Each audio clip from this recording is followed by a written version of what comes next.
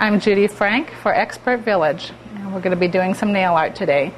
So what we're going to do is we're going to finish up our surfer dude, and we're putting some legs in here behind the surfboard so it looks like he's standing on the beach.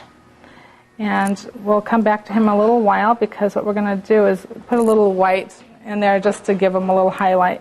The surfer guy before any little detail. He's not going to have a whole lot of detail, just enough to make him stand out and pop a little bit. So we'll add our palm trees to the rest of these nails, and I will show you how we're going to avoid that spot just so your birds still show up. You can put a bird anywhere. They look good on any nail. Give it a little bit more color at the top of your trees. But we're almost done with this. This is pretty simple nail art. If you take these step-by-step directions, I'm sure you can do these at home with no problem, as long as you have the right tools and brushes and paint. And it's really quite simple once you actually see it done. And what we can do is just show you the end.